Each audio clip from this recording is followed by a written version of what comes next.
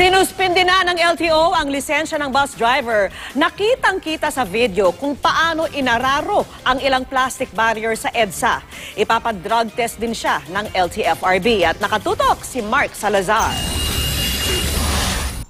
Ang in-upload na videong ito sa social media ang halos nagkwento na raw ng lahat. Kung paano naging barubal sa daan si Ruel Labin, ang driver ng Johanna Jesh bus na umararo sa mga plastic barrier sa EDSA noong February 1.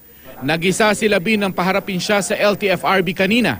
Ikaw ba nakapagmaneho ka na ng bus sa EDSA bago ka naging driver ng Johanna Jesh? Hindi. So, first time ka. So, hindi ka pa pamilyar gaano sa EDSA. Like for instance, yan, yung bus late. Sinubok ni Labin depensahan ng sarili at itinurong may kasalanan ng aksidente ang katabi niyang bus na nanggit-git daw sa kanya.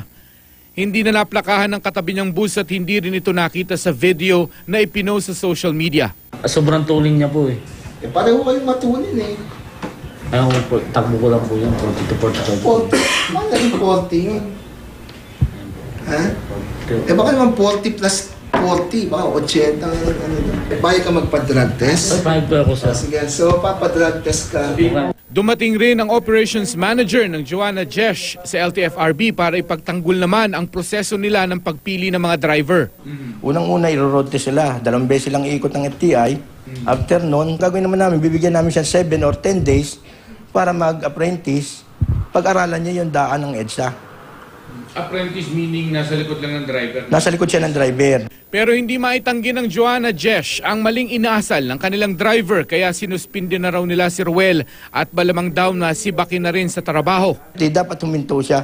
Panagutan niya yung pagkakasala niya. Hindi niya tinakbuhan. Dahil nakita ko sa video, imbes na huminto, dumiretso eh. Suspendido na rin ang professional license ni Ruel at pinag-aaralan na rin ng LTO kung permanente itong ire-revoke. Pa-pull out natin yung records nito, titignan natin kung nakapasa nga ba siya sa tamang paraan. Ngayon, kung mapag-alaman natin na ito'y nilakad o ito'y ginawa ng paraan, definitely, heads will roll. Inaabangan naman ng LTFRB ang resulta ng drug test kay Ruel. Pero positive o hindi, siguradong meron daw siyang pananagutan. Mark Salazar, nakatutok, 24 oras.